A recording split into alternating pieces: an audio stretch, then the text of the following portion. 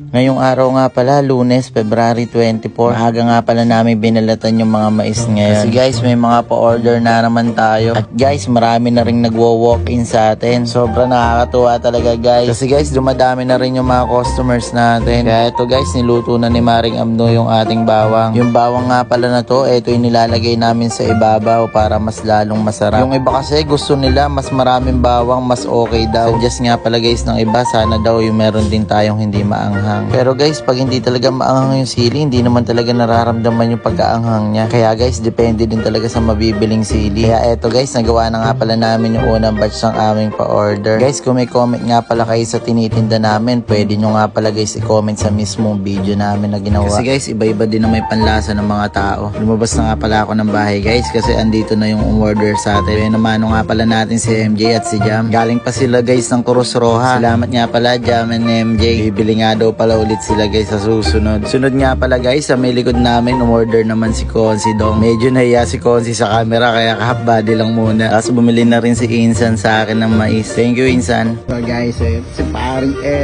para sa mais, dumayo pa ako ng kapalatuwa. Ito pa guys, talaga nakakatuwa. Talaga sinusuportahan tayo ng mga kakilala natin. Sobrang thank you paring Eser. Mag-iingat kayo sa biyahe. Sabi nga pala ni Maring Abno, ang sarap pala talaga ng maraming kaibigan. Kaya ang sagot ko naman sa kanya, di man tayo ganong kayaman, pero mayaman naman tayo sa mga kaibigan. Sunod nga pala guys, pumunta na tayo dito sa Lorenville. Tanong na ako sa gwardiya kung saan ba yung lugar nila ma'am. Sumilong nga pala muna ako guys dito sa malilim na puno. Sabi nga pala guys, yung dideliveran natin, pag nakita natin yung territory na sasakyan na kulay blue, yun na raw yung kanila. Kaya guys, eto, diniretso ko na at makikita na nga natin dyan yung sasakyan na sinasabi ni ma'am. Na-amaze nga ako guys kasi sobrang ganda ng bahay nila, tapos ang dami pa nilang sasakyan. Kaya guys, ito, inabot ko na nga agad kay madam. Thank you very much po. Pagkatapos ko nga guys mag-deliver, ihahatid ko na nga pala si Meb.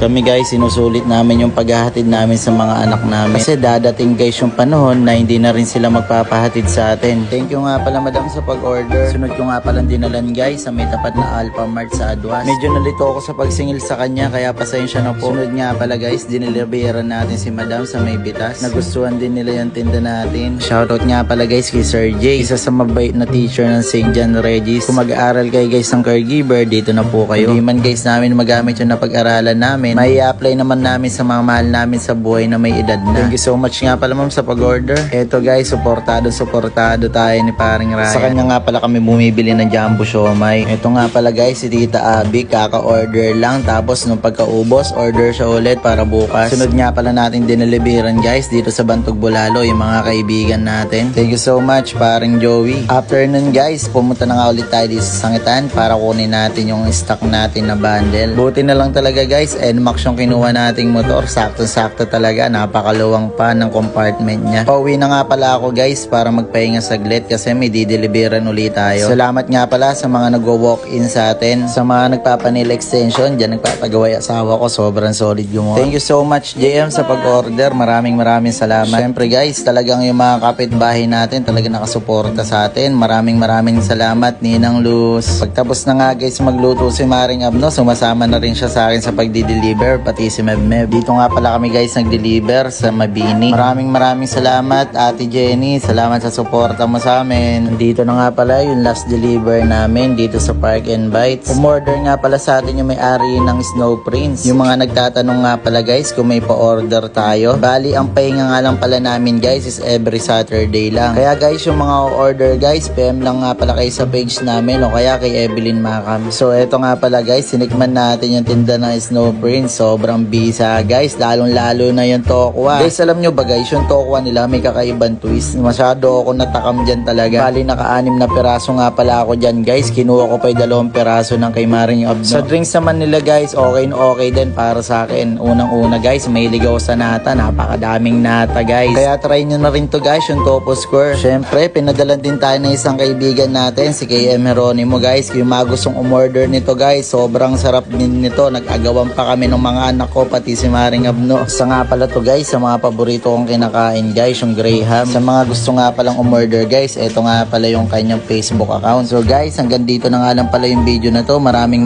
salamat. God bless you all.